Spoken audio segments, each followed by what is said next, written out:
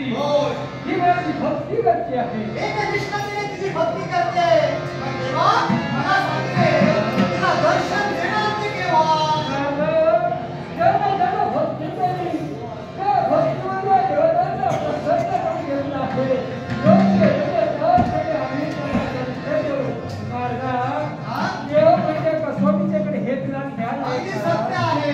भक्त उच्च अशा कसोटीच्या कड्यावर उभं होतो त्यावेळी भक्त त्या कसोटीमध्ये उत्तीर्ण होतोय. त्यावेळी देव त्यांना दर्शन देत आहे. पण माझी भक्ती तुझी करायला देवा ते सत्य आहे पण दर्शन देणार नाही केव्हा.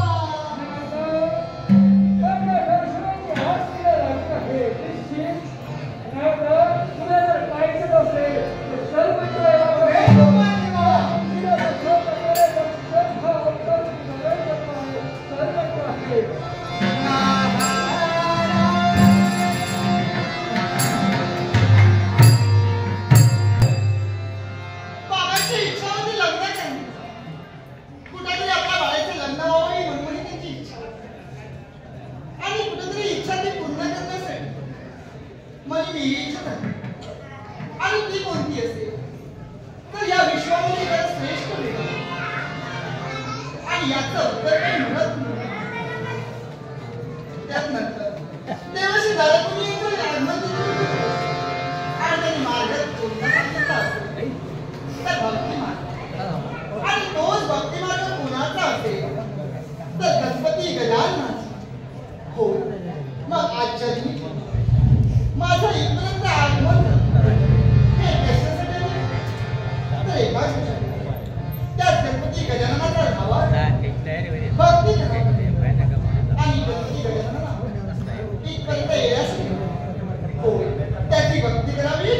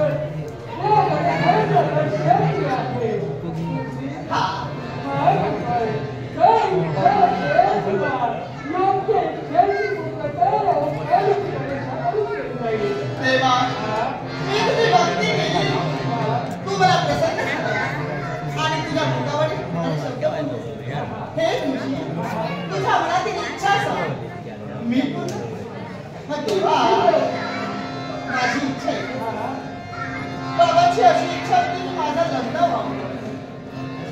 आणि त्यानंतर मी बाबांना सांगितलं बाबा मी लग्न करेन पण माझी अट आणि ती अट कोणती म्हणजे तुला विवाह करायचा आहे. होय देवा. विवाह करत असताना तू हो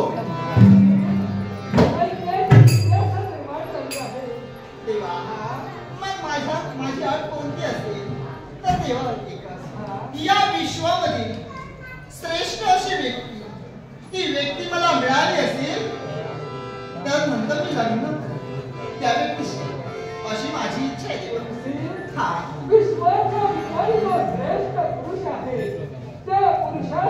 विवाह करायचा होय आहे. देवा. ही तुझी इच्छा. हो. ही तुझी पूर्ण होईल. पूर्ण होईल.